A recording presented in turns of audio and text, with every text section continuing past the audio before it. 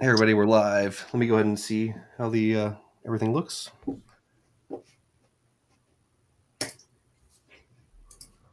First time for everything, I guess. Our first LinkedIn live stream. Yep.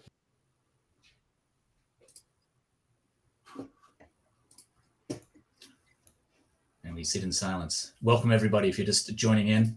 Bear with us for one moment as our MC, Mike Pedersen, gets everything up and going. I'm going to... Welcome, Anthony. We got Anthony saying hello in the chat. How's it going, Anthony?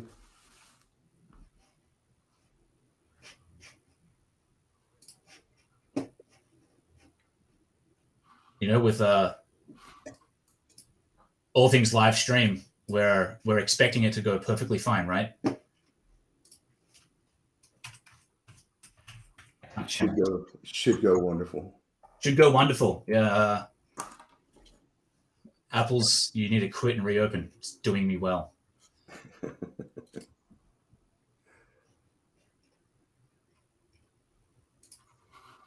say welcome everybody to the stream. We're going to have a presentation and then a demo to show off the new UI. And if anyone has any questions or anything, feel free to ask in the chat. We'll be monitoring chat too so that we can make this a little bit interactive.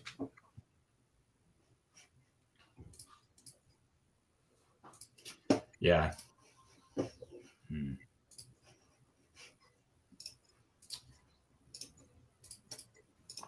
Well, Chris Papp, do you want to share your screen from it with? Do you have the new UI or anything up so we can kind of show the new UI while Chris is getting the slides going? Yeah, let's do that. So we'll do a quick walkthrough. I'm not trying to get the slides up. I'm trying to get the screen share to work. Live stream. Errors. It's going to be here forever. Let's see if maybe Pat can share because you've got the slides too, right? I can bring them up. I don't have them up right now. I'll close okay. that. Let me bring that up real quick.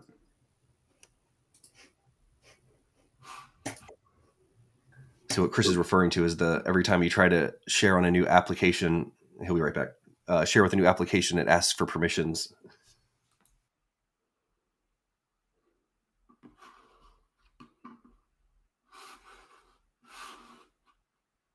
All right, so let me share my screen real quick. Voice coming in. We'll do a quick walkthrough of the new UI, some of the new stuff in it. Oh, there it is. Share screen, it should be pretty simple. It worked this morning, but Brave's done something. All right, I got you, Chris. So right now you're sharing Restream going, yep. All right, so here comes Chris Jones. So don't worry about it. All right. There we go. We can kick off. Slideshow. It's going to be interactive, guys, so more questions, the better, I feel. Chris, you ready for that? Yes, absolutely. I'll keep an eye out. This is going to be odd for the audience. They're going to be like, which Chris is talking to which Chris? Just refer to me by my last name. All right, that'll make it easier. No, I'm going with CPAP. It's a lot more engaging. Confuse them even more. Breathing apparatus. Exactly. All right. This live stream is the first we're doing on LinkedIn and YouTube Live. We're here to talk about Platform9 5.5. It's a release that came out about 3 or 4 weeks ago now. It's live in our free environment that you can get to from platform9.com. Just click sign up. And our enterprise customers, if you're listening in and you think, you know what, I want access to this, just reach out to your customer success person or file a support ticket and we'll get your platform upgraded at your earliest convenience. Today, CPAP and I are going to talk about what's new. We're going to do some walkthroughs of those features in the product. We're going to talk about the primary service that we deliver, which is Kubernetes 100% managed on-premise, edge, or in the cloud. We're also going to talk about our newest member of the Platform9 family, which is Argo CD. That is continuous delivery. We've brought that into our cloud, our SaaS portfolio, and it's a new service that you can consume with zero setup. Looking forward to stepping through that. The next piece that Pap is going to talk to is KubeVirt. We've been working on this for well over a year now. Got it live in a few customer sites. It's a great way to sort of speed up that container journey. And then lastly, another new member to the Platform9 family is Metal Cubed for all of your bare metal and cloud needs. Pap, any comments before we jump in? No, excited to jump in. I think one of the big things too that people, I mean, we have a lot of great stuff in 5.5. It's one of the, since I've been here, the biggest release I've seen, along with all the sexiness of a new UI, right? To make things simpler and easier to use. That in itself is huge, but then we added a lot of functionality and feature sets. The Argo stuff that Chris Jones is going to go through is phenomenal. I think it's a great release that has a lot to offer. Cool. All right. Let's talk about Kubernetes and what we did there. If people have been following along with Platform9 for the years, we sort of started with OpenStack and delivered that as SaaS into environments where you bring your own infrastructure. And we started doing that with Kubernetes in 2017, really early on in the Kubernetes world. Exactly the same, premise. It was connect Platform9 to your infrastructure of choice, and we'll turn that infrastructure into a Kubernetes cluster. Over the years, we've sort of expanded that out to, different infrastructure types in the cloud, brought in, more CNCF apps that we manage and do the life cycle of. And I think it's all sort of accumulated to this 5.5 release where we started saying, hey, we can build clusters. We do this incredibly well. How do we start making cloud native easy for everyone, right? Let's say I'm a developer. I know I've got some containerized applications. I've got Docker images. I can run them on my laptop. It's awesome.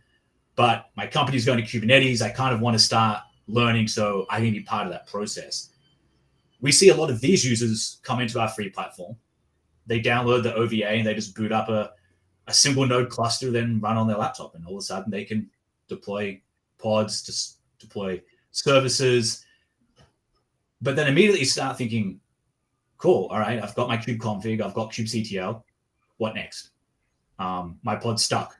How do I get to the logs? What's a Kubernetes event? I don't even know to look for Kubernetes events. It's this question of, all right, I've got a cluster. What next? And we kind of thought the same thing. We're like, well, we're giving every clusters. What next?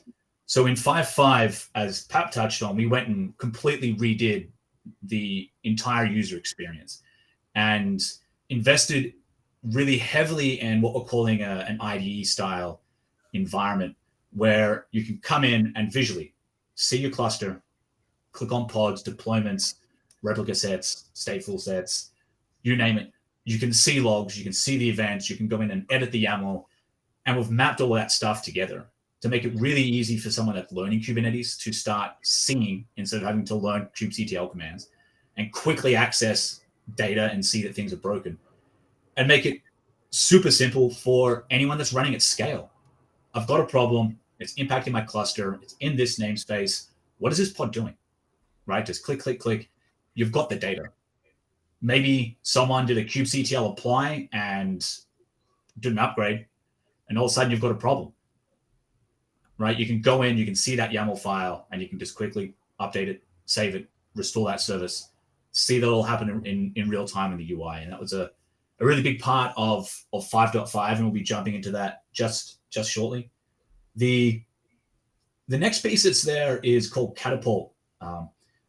We've always done remote monitoring and management, and what we have always meant by that is when you connect your infrastructure to Platform9 and start building clusters, we have agents essentially that are running on those nodes, and they send back telemetry that represents the health of your platform. This information goes to users, but importantly, it comes to Platform9. It goes to our support team. And if you're on our enterprise plan, we get those alerts, and at 2 a.m., our support team wakes up and starts looking at your environment, and we'll contact your team and sort of say, hey, we've got a problem that our self-healing can't repair. We need access to the environment to start restoring that service. Instead of, having to build a cluster, install all your own monitoring, connect all that plumbing together. At 2 a.m., someone gets woken up and like, I don't even know where to start. With Platform 9, our engineers know where to start. Our product's already tried to self-heal that outage. And it's us reaching out to you, right? It's proactive. With Catapult, we've significantly enhanced all the monitoring that's part of the platform. There's about 56 new events or alarms that we've added to the release. These events are running across a multitude of Kubernetes operating system and node level events, right? It will notify you with pod stuck and crash loop back off. It will let you know that etcd leader changes are happening, and it'll let us know, importantly, that etcd leader changes are happening, which is going to speak to maybe an overwhelmed control plane, like the API server's too busy, those nodes are too busy, etcd is getting starved of resources, so it's constantly trying to find somewhere where it can write and commit. You're going to get color code networking alarms straight out of the box. No configuration required to this there. You're just going to get them, and you're going to understand my CNI is having problems. What's causing that? Is that something in my network? And it's going to be accompanied by a host alert that's saying, hey, I've got network congestion on the node. All of a sudden, you can correlate those two together and say, all right, maybe my Calico issues are actually manifesting as a symptom of the nodes itself actually getting overwhelmed with network traffic. Where's that coming from if it's not from the applications in the cluster itself? The third piece here is an enhancement to our abilities to manage EKS, AKS, and GKE clusters. And it's the release of what we call the external cluster operator. This will be getting opened up to all CNCF type clusters for import, but right now we started with the hyperscalers. All you need to do, create a cloud provider, import the clusters, and then use kubectl apply to install Echo. That creates a secured tunnel from inside the cluster back up to Platform 9, and then you can start using all the IDE features. Our in-cluster monitoring and cluster add-ons are available to be deployed to those clusters. And importantly, you can give access to work with the cluster, an EKS cluster, AKS cluster, or a GKE cluster, to developers without having to give them access to the cloud itself. So no more having to go into AWS, setting up maybe single sign-on, creating the right roles and permissions, and then going up and trying to link that into the EKS RBAC, and then giving everyone AWS IAM Authenticator. Just add them to Platform 9. They've got secure access to that cluster, and they can start working with those workloads. So if I was to summarize our focus on 5.5 for Kubernetes, it's about enhancing our ability to support you at 2 a.m. when no one else is online. And importantly, making it easier to work with applications running in a Kubernetes cluster anywhere in the world, for operators, for developers, for people just getting started. It's about simplifying that experience and making it accessible. And with that, should I jump in and talk to some of this live environment? I'm going to wait for Pap to say yes. Yes, I'll say yes. You've got to make sure he's online. All right. This is an environment running in our free platform. Let me just zoom in a bit, because I understand my screen is way too big. So this is running on our free environment. Anyone can just come along, platform9.com, sign up. Obviously, when you land on this screen, you're going to see 0 clusters, 0 nodes, and 0 cloud accounts. If you're building on a VM or your physical infrastructure, what have you, just click Add Nodes to get started. If you're in the cloud, click Add Cloud Provider, and then you can go through the cluster creation wizard. But to start highlighting what we've done, if you've seen Platform 9 before, this is going to look markedly different. We've moved our tenant and multi-region support under here to make it more of a discrete action and to unclutter the UI. And importantly, we've added themes. As you can see, I'm on dark. There is ultra dark.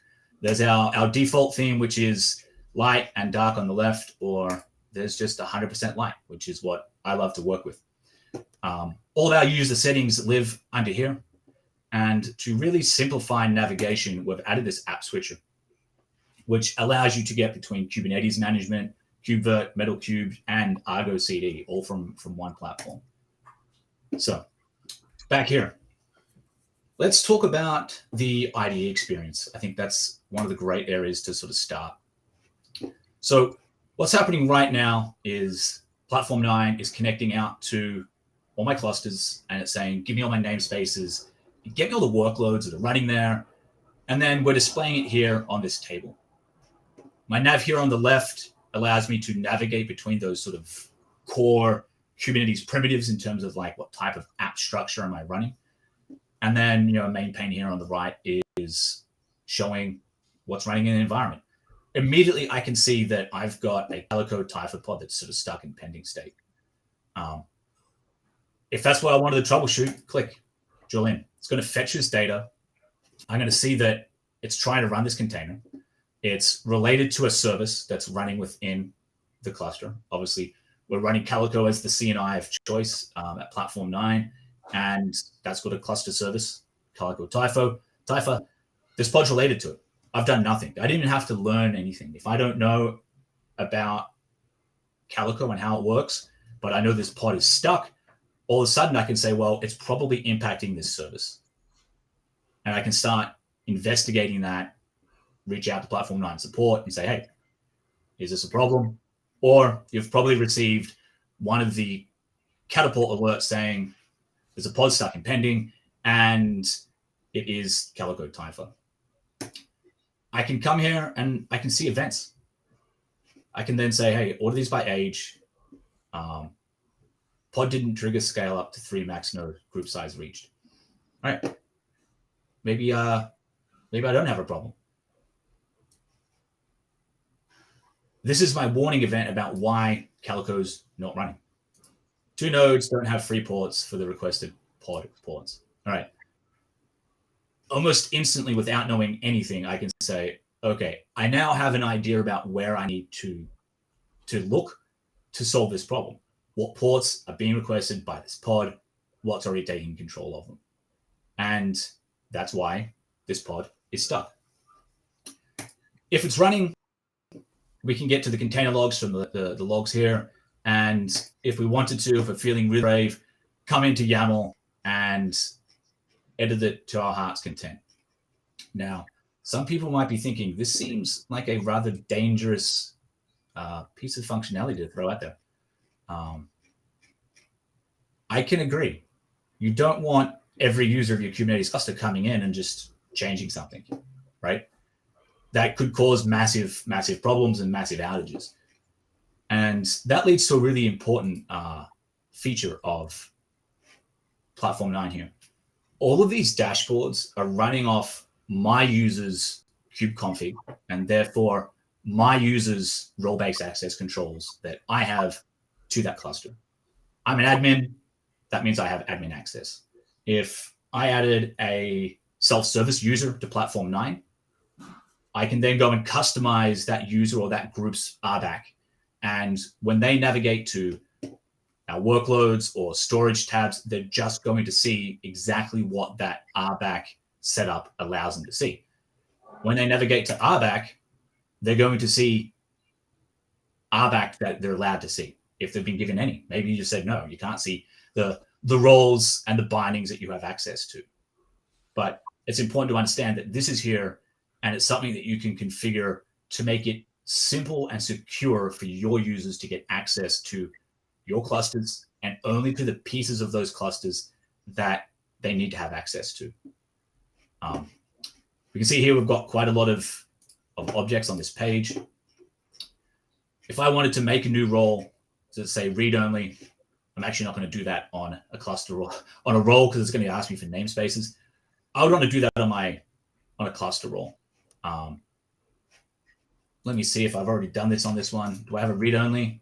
I don't. It's pretty simple to go and add new RBAC permissions in Platform9. What we're going to do is connect to the cluster, connect to the API server and say, hey, let me know about all the API groups and all the resources. And I can say, I want to make a read-only role. And choose a cluster that's going to happen on. And then I'm just going to come down here and I'm going to say, what can these people have read access onto? Well, I think they need replica sets, and they need to be able to do a get, a list, and a watch. Go through this process for each of the APIs and the resources, and then click create role binding. Create role. It's going to create this role. Then all you need to do is come over to your cluster role bindings and say, hey, I need to change access to a particular cluster role. I'm going to add some users or maybe some groups to that. Once again, choose the role or click add, give it a name, choose cluster, choose the cluster role, Calico node, just for example.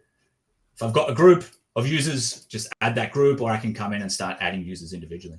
And that's going to control what they can access when they download a kubeconfig. It's going to influence every single dashboard in Platform9. So they've got access, it's secure, and it's in real time to help you start working with workloads really quickly, really simply. Question about that, Chris. If you have a user that's already logged in and you're reducing their permissions, right? If they had full admin access and you want to reduce that down to like read-only access, do they need to log back out, log back in, or in real time will that just enable when they refresh the screen? The API server is going to get that update and start blocking them. Okay. In real time. Nice. Yeah. Because this RBAC, we're not touching the RBAC. What we're doing is just making it easy to work with. Right? So if you're logged in and I come in and say, oh, no, perhaps not meant to have access to, I don't know, whichever namespace that you're in, it's going to get killed. You're going to hit refresh. It's going to go to the API server. It's going to say access denied. And you're not going to get the data that you previously had. Okay. Right. There's no obfuscation here. If you're using a kubeconfig, you're directly connecting to the cluster. You can change the context of it and route that traffic through your SaaS management plane. But we're trying to do as little as possible to change Kubernetes, right? We want to keep it upstream, standard. So when upgrades come out, it's easy for us to upgrade, keep you upgraded, and just consume Kubernetes. I like it. Cool. All right. I'm gonna go back to these slides super quick. If people are interested, I'm not sure if there's any questions about there, but I know like architecture questions come up sometimes. So here's just a very quick overview of what we're doing for the Catapult remote monitoring. We're actually using Prometheus in agent mode on every node that's part of the cluster, control plane, or worker nodes. They've got a set of straight points that they're pulling data from, and that data is securely sent up to Prometheus, an alert manager that runs in the SaaS management plane. That's where the rule lives. That's where the alerts fire from. And that can be configured to go to Slack, ServiceNow, email, Teams if you really wanted to. All running as a service, zero touch, just delivered as part of the platform for Platform9. If you're interested in learning more about that, I'd say head to our doc site and look up Catapult. You can find all the rules that are there, all their text that's sitting there as the Prometheus configuration.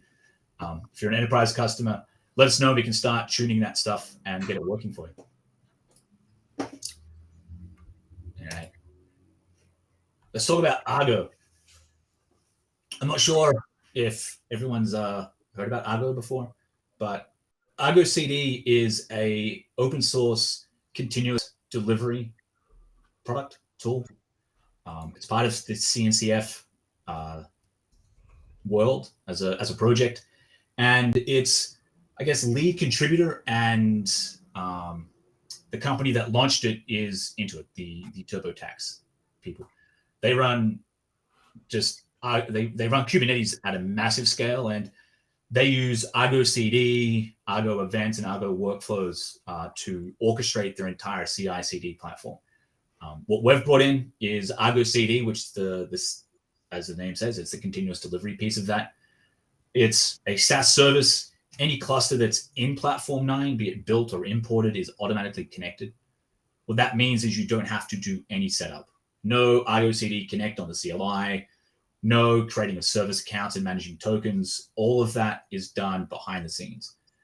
The user management for Argo is done automatically. It's integrated with Platform9. Users in Platform9 can log in and get read access. If you want to be an admin, you just have to put yourself in a specific group within the Platform9 cloud, and you're good to log in and start deploying apps. And because it's Argo CD, because it's upstream, because we have done very little to change it, you can also connect any CNCF compliant Kubernetes cluster.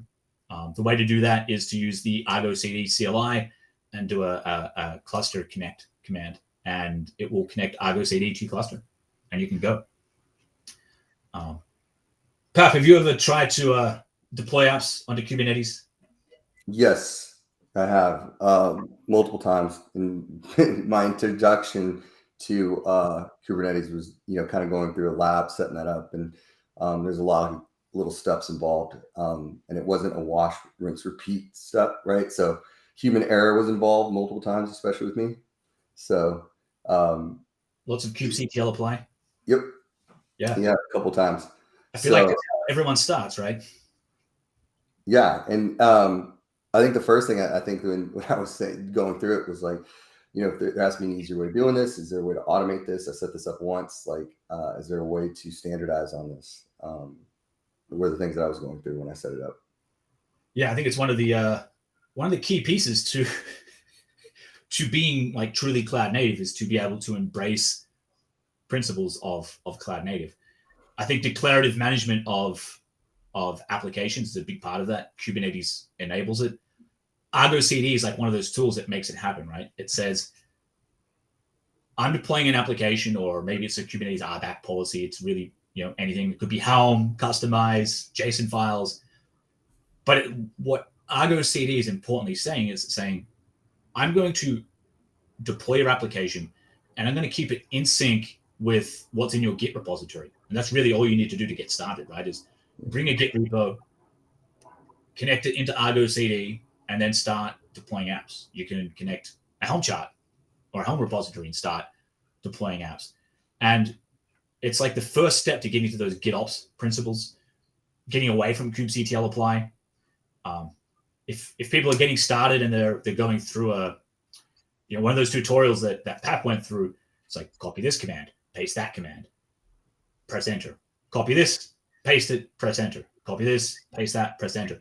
You're not really learning much as you're going along through that process. You're learning how to interact on kubectl, but you're not really learning how to do this at scale, make it repeatable, make it resilient.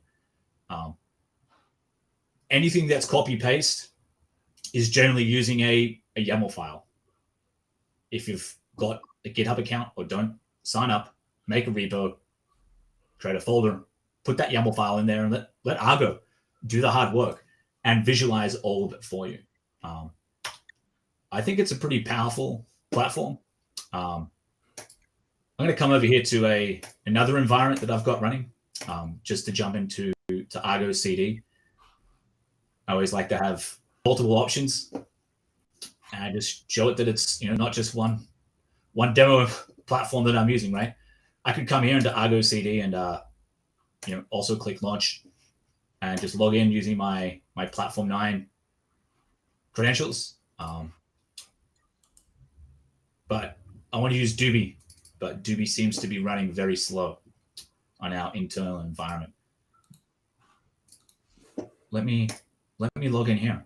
I will have to, though, click stop sharing momentarily. This is a live stream. So, Chris, I have a question for you. As a person, as an former practitioner and admin that can find 100 ways to break something, if somebody new to Argo CD on Platform9 has an issue, do they still call support? Do they still use our support if there's an issue with it, or do they need to go to Argo for support? If you're on a free platform, reach out on Slack. That would be my first one. If you're growth or enterprise, definitely reach out to support, and we'll help you on that journey. Here we go. I just logged in. Let me click share screen again. Chris, try downscaling your video, just because your video is delayed. Like, see if you can make your display video a little bit smaller. Change your resolution. Oh, my display. my screen. That, ladies and gentlemen, is Mike Peterson. He's lurking in the background. 1 second. I think it's crushed. We're crushing your computer right now. Is what's happening.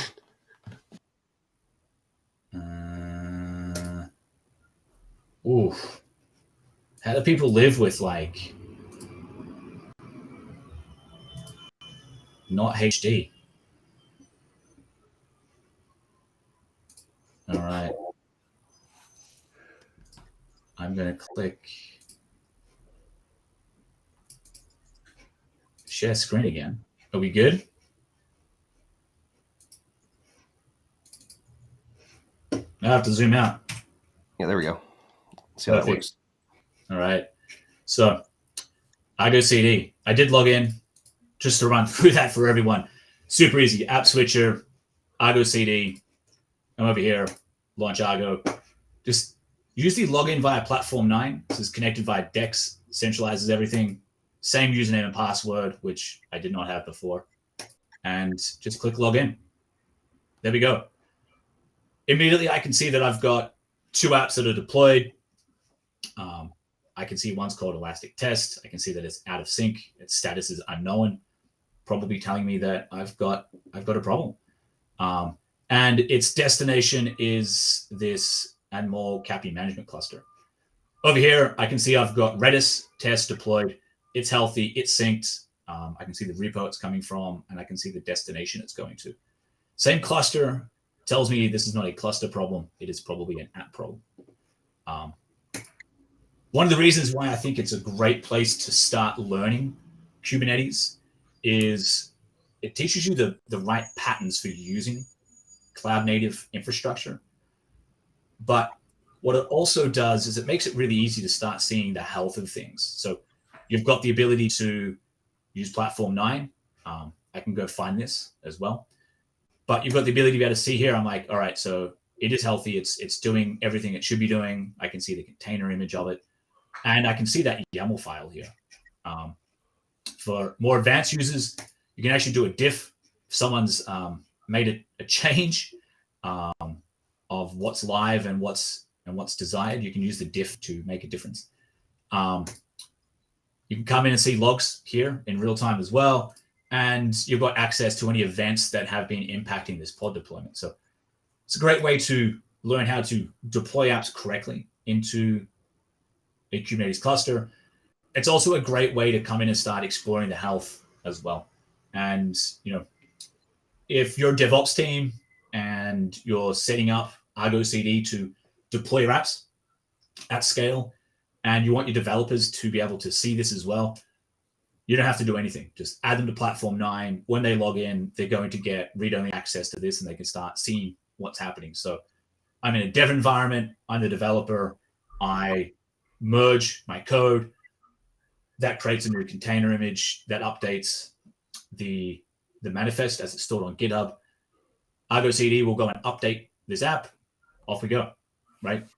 The developer can just sit here and watch all that happen in real time and start seeing what's happening and exploring that workload in real time in either Argo CD or in Platform9. For example, if I come back to Kubernetes here, go to workloads, I want to find Redis. I think I'm on the right cluster. There it is. It's been running for 6 days. I can drill into this. I can see the containers running. I can see the commands that it's set up for. I can see the image that it's running off. I can see if it had any storage. I can see the storage. And I can see the YAML. And I can come in here and make changes. For example, I can come in here and say, I'm going to change the image. And Mike and I did this previously. A little bit of a catch. Let me find the image.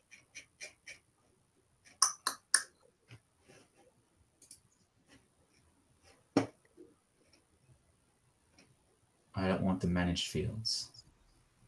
Do we have any questions or anything from anybody in the audience? Feel free to ask some questions in chat. We'll be able to see them and answer them. We got Anthony so far asking some stuff, saying, love to see more info about Catapult. So we got some information in our docs and everything that you can check out, so you can be able to play with this in the UI, and then our documentation. I'll post it here in a second. Update this to 5.05. So I got in the right spot. I want to avoid the managed section. Save.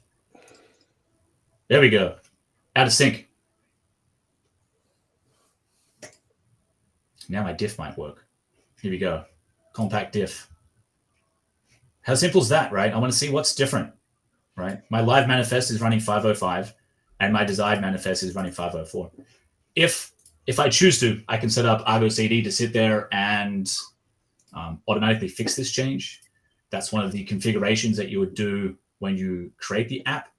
Or once this app is deployed, you can just click edit, come in here and say, I want you to automatically replace everything that's on there. This could be dangerous. This could be something that breaks your app. So definitely you need to make sure you do this correctly for your environment. You can choose how you want it to happen. I'm going to say apply for out of sync only, do a replace. Maybe I just turn on self-heal. Oh, you know what?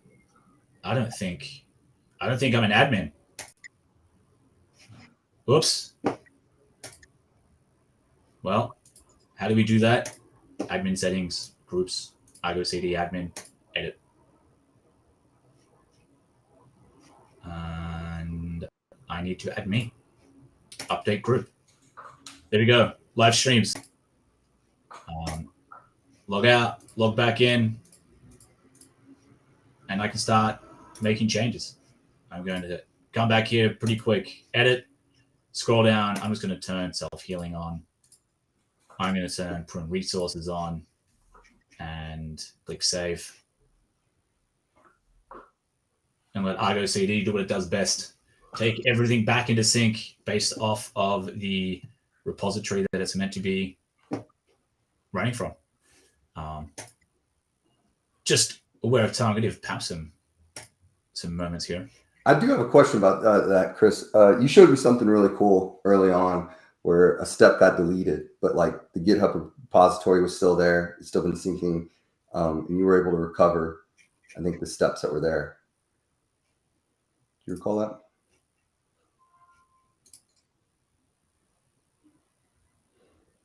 The diff? Yeah. Yeah. It does it automatically. Okay. I need to turn self-healing off. As you can see now, there's live and desired are exactly the same. There's no diff. So it's reverted the difference back. If I come back to this YAML and change that image again, it will automatically prune it. It moves pretty quick. So quick that sometimes you can't even see it do what it's meant to be doing. So here, compact diff. It's going to auto heal and resolve this problem. But yeah, I did nothing to make this happen. Pretty cool. Yeah, it is pretty cool. Just to show the architecture super quick, Argo CD is running in the SaaS management plane. It uses our comms tunnel that's established to every cluster, including ones that are imported using Echo. So we'll work with EKS, AKS, and GKE. That data is all set up automatically, and it just comes back to the SaaS management plane, so you're not running anything. If you have an unmanaged cluster, you just need to be able to make sure that Argo CD can connect securely to your API server endpoint and use the CLI to get started. With that, if there's no questions, I'm going to stop share and hand over to Pap, and we can start talking about KubeVirt and Metal Cube. Yeah. So what I'll do is let me share.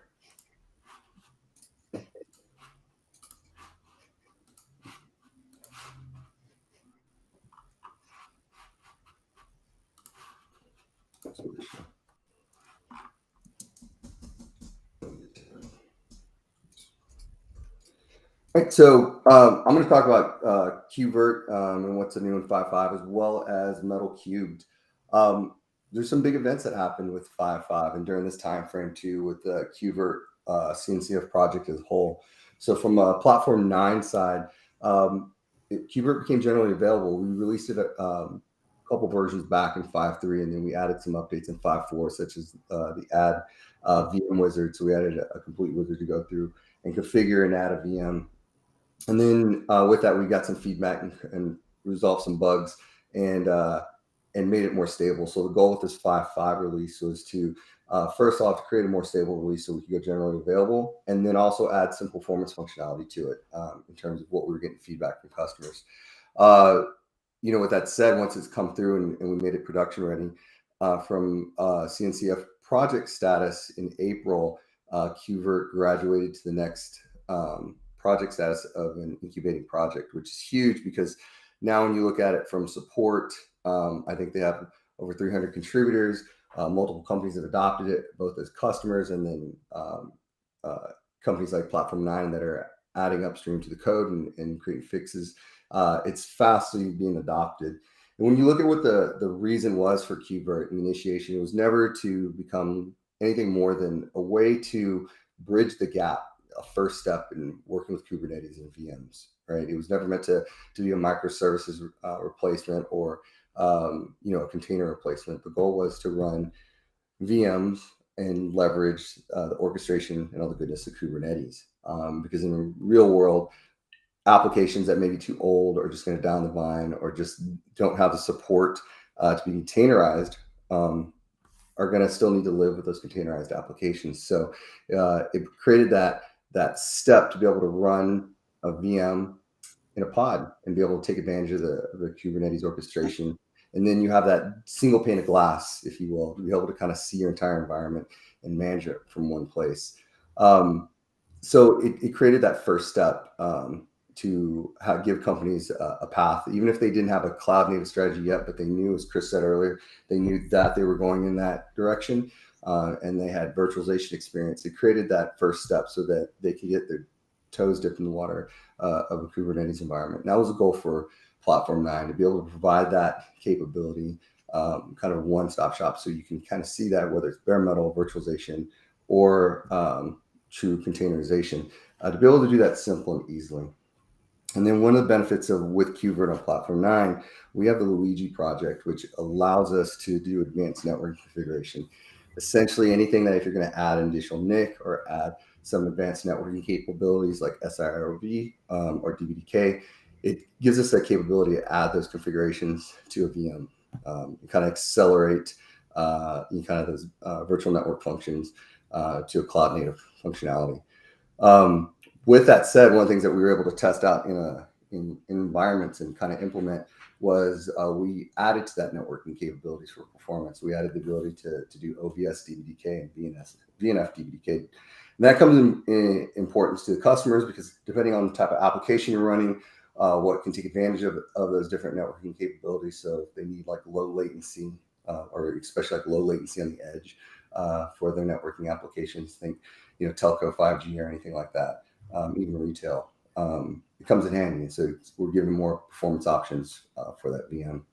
And then we did some things where we were able to enable live migration with an external DHCP. Again, we actually implemented this in the real world, and actually we were able to get a customer up and running.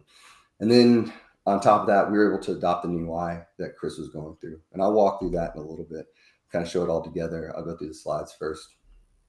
So again, kind of the whole goal with this release again was stabilization, and then adding some performance options and kind of get us to the next step in our KubeVirt journey. Chris, hide at the bottom on your notification, just so it doesn't overlay anything that you're showing. There you go. Yeah, go ahead. So I'll ask a question. It seems to be the most common question I ever get when I talk about KubeVirt. Can I run a Windows VM? Yes, in fact, so KubeVirt was meant to run Linux distributions and Windows. Windows has some steps. There's a importer option where you can bring in an ISO. You can download the ISO, bring it in, and bring it in as an image along with the drivers that are needed to run a specific virtualization machine, like say if you're running Windows Server 2012 or 2019, you're able to do that and actually run it in KubeVirt. So yeah, that's absolutely possible. It's pretty similar to what was in OpenStack, right? It was never the Windows easy button. No, it wasn't. In fact, one of the things when you look at KubeVirt does a very good job of documenting these things. It's kudos to them. It just shows like the support that they have on it. But it's emulating a lot of the capabilities in Hyper-V when you're running it in KubeVirt. So there's like, for lack of a better word, an emulation process to allow that VM to run comfortably in a KubeVirt environment. So it thinks it's running somewhat in a Hyper-V environment. Yeah. Got a question about accessing the VMs. I'm going to assume that it's DU. That's Platform9 speak for a customer instance deployment unit. Pap, what are you working on to make it easy to get access to virtual machines straight out of Platform9? Okay, so what we're working on coming up, we have a bunch of feature functionalities coming up. One of those too is as you set it up in the UI, is to be able to have console access. So when you click on the machine, you actually see it. If you want to see it post or remote control it, there's two ways. There's serial and there's a VNC console access. So if you're seeing it hang on post or watching an update, you can watch that capabilities straight from the Platform9 without jumping out of it. You can actually see it on there in console access. Today, if you were to do it, you could do it from command line. You go in CLI and you can actually serial connect to that VM and run commands on it, like if you're sitting at that console.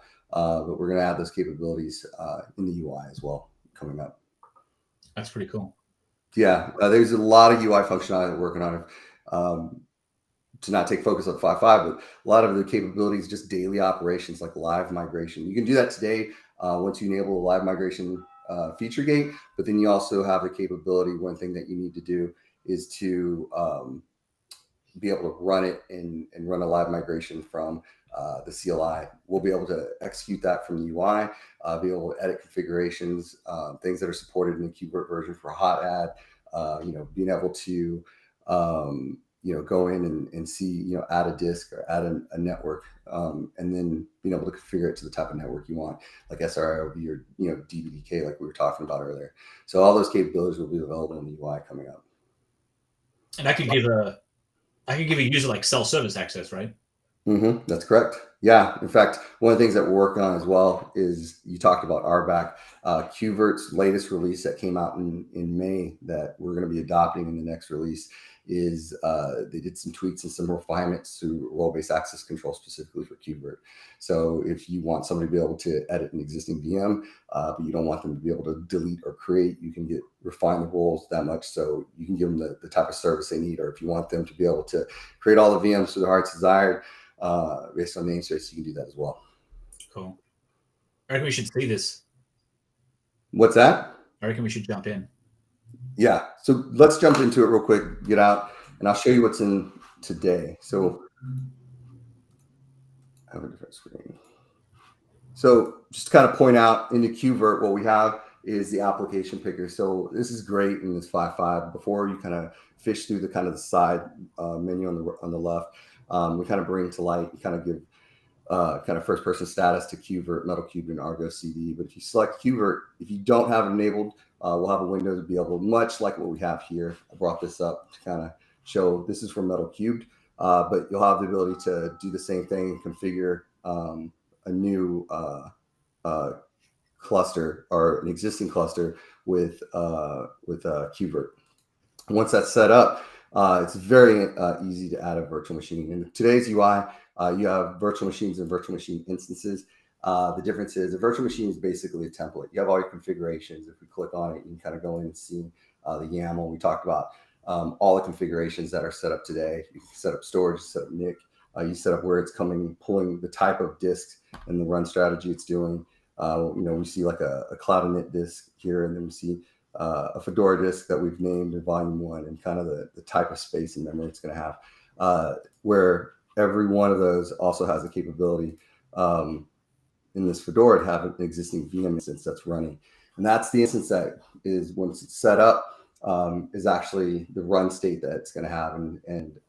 So you'll always have a VM instance with a virtual machine, but you'll always have a virtual machine with a VM instance, but you won't always have a VM instance with a virtual machine. And to add some color to that, the reason for that is if you have a VM instance with no associated virtual machine, you can have it set up with ephemeral storage and essentially running as a container in a pod. So the run strategy. So you'll notice that as we go into this same VM, you'll notice that there's a pause and unpause.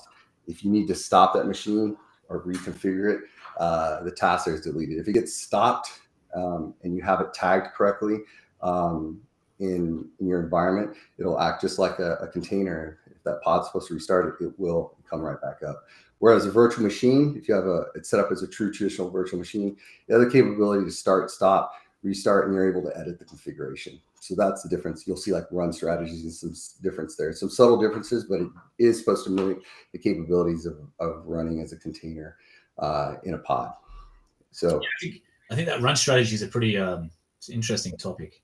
Yes, it is. In fact, what I see in the forums is the end users that are new to kind of Kubernetes and they're new to KubeVirt and they're like the traditional VMware admin or maybe just even KVM.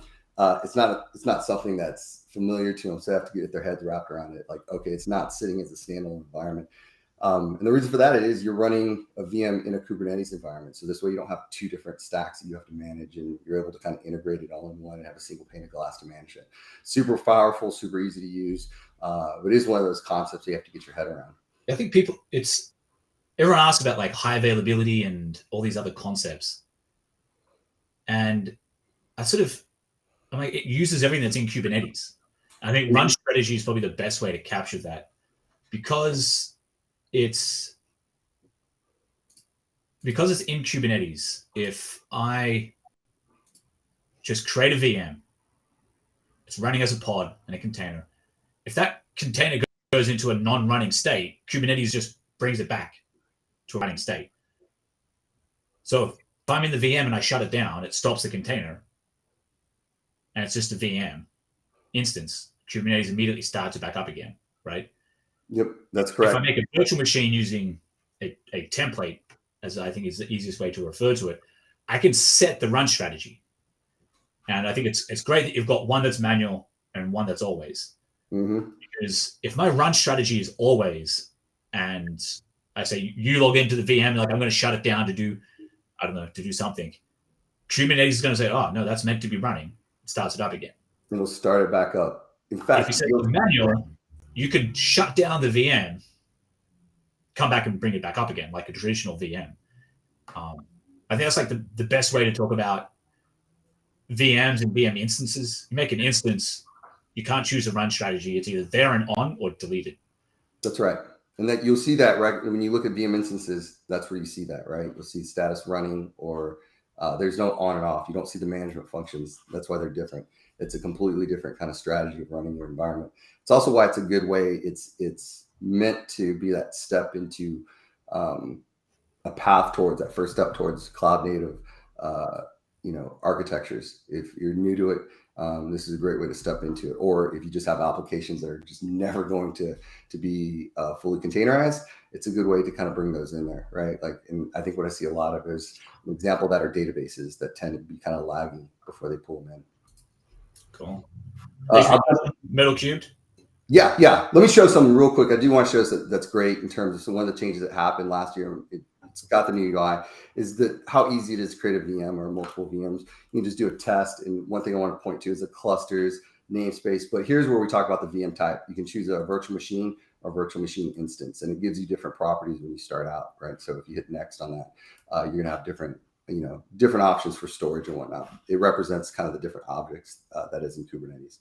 But let's jump in for time's sake. Let's jump into Metal Cube because I do want to show a little bit of that as well.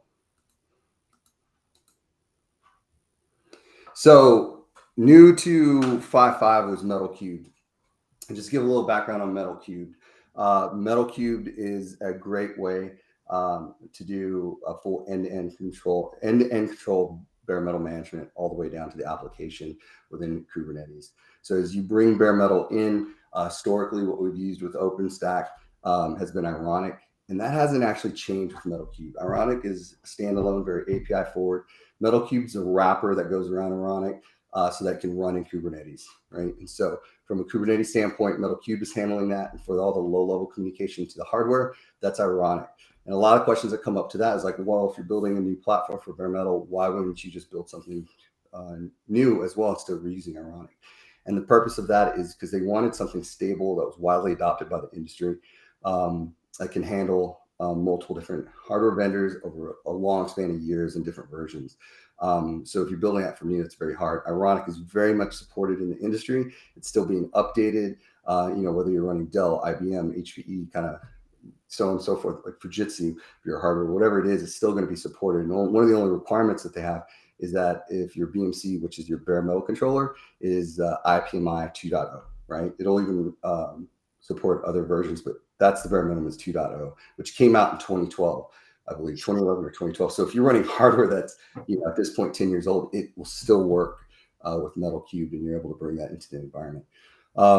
We were able to add the ability to add it in and configure it. I'll show that in the UI. We have it as an add-on, so there's no downloading of packages. You just go into your cluster configurations, or we did a quick and easy wizard if you don't have it configured. And there's a requirement not only to enable the Metalcube add-on, but then we also have Metal LB, which is a requirement for Ironic to run. So we're able to enable those, configure it in the UI, and get it up and running in no time, within minutes. And then you have full feature functionality from the CLI to be able to provision, deprovision, inventory BMCs, and get them into the environment. And from there, we're able to add it either as a KubeVirt cluster or add it to an existing Kubernetes cluster in PMK. So very easy to use. One of the benefits too, it's other than just being a Kubernetes native interface and giving Platform9 customers kind of a unified operating model, it's a declarative interface. So as you scale out, kind of think of, in our labs, we do a lot of one-to-one, but if you're doing, edge deployments or multiple data center deployments where you could have hundreds, if not thousands of nodes, because it is very declarative, it's a better way to scale out and managing bare metal. So it makes it very easy to use, and makes it from a single pane of glass, again, to use that term, kind of seeing everything from end to end and managing it and deploying it. So let's jump into the screen real quick. So what I did want to show, again, from the application picker, Metalcube, I have an environment where it's not configured yet. If you create a new cluster, it'll just take you to a new cluster wizard. You can kind of walk through that. What I want to show is those configurations are specific. If you have an existing cluster, made it very easy to select which cluster you want to set it up on. You can select the Pixie interface name. Again, what that is the Ironic DNS mask service that DHCP is listening to. One of the requirements is to have a DHCP range. So that's the IP range, or basically you could have a full subnet that you're going to be looking for bare metal controllers with this Metalcube. Now, you don't need to have a bare metal, or you don't need to have a metal cube deployment on every cluster. Just on if you have different networking segments, or say you had different data centers, or you had, again, multiple edge sites, you'll need one to manage each of those networking segments, because you're only going to have the ability to select one range. So if you're a highly segmented network, or you have a completely different subnet that you're managing, you'll need one for each of those. But otherwise, if all your hard bare metal is on that subnet range, you only need that one Metalcube deployment to manage all those. So again, the only reason you change some of these configurations are here that are we've listed as optional, or if you're running an air-gapped environment where you wouldn't be pointing to like the traditional S3 location for like a RAM disk URL or kernel URL. If you've already have Metal LB configured environment, this wouldn't be an option, but since it's not configured, you'd set it up and set that range up and then enable it. And then within a minute or two, you have the capability then to add Metalcube hosts to your environment. We also added a dashboard. So what you're seeing here in this case is we have a total of one host. It's ready. So you have a provision and ready status.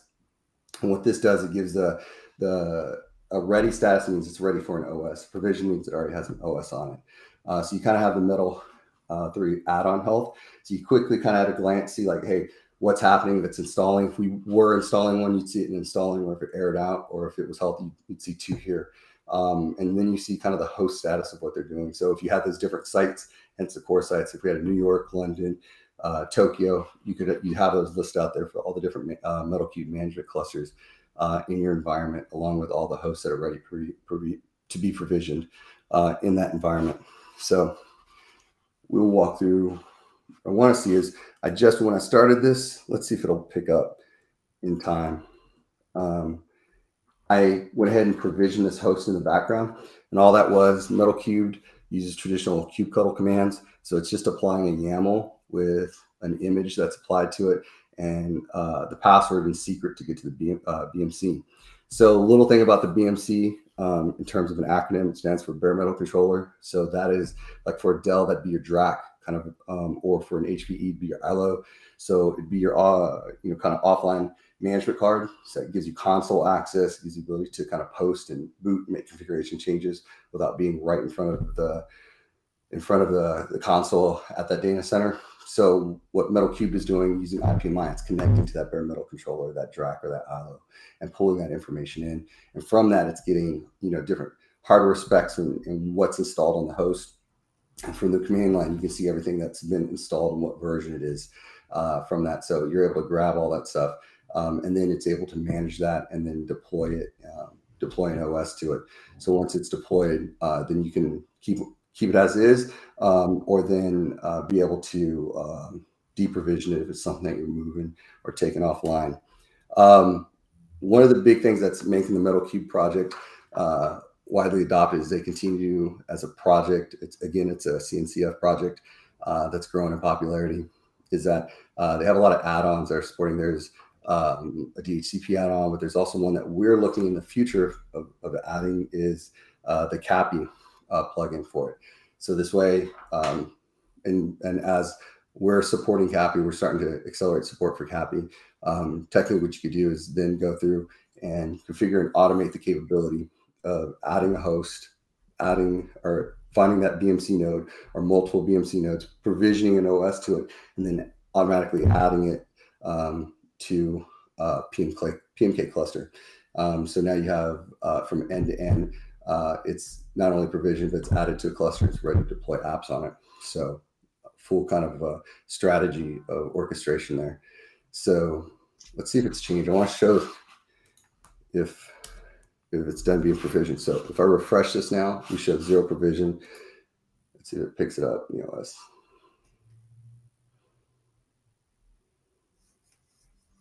Okay, now I have a provisioned host with CentOS deployed, and it's ready to be added to a cluster in our environment.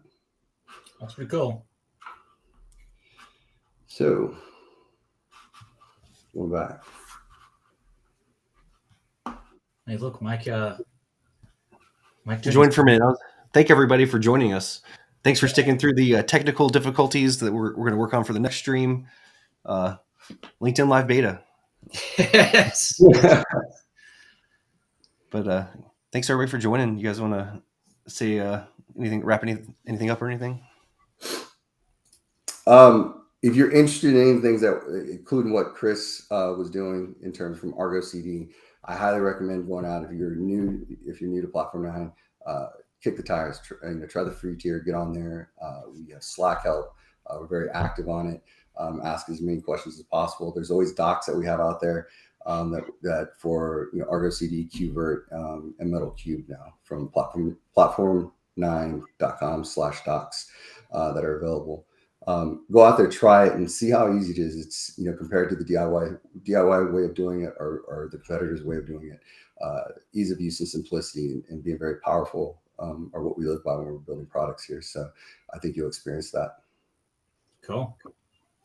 Thanks everyone for the time. If you're watching this as a replay, I hope you enjoyed the session. And as Pap said, if you have questions, jump on Slack. Thank you so much. We're going into the stream now. Everybody have a great day. Thanks, guys.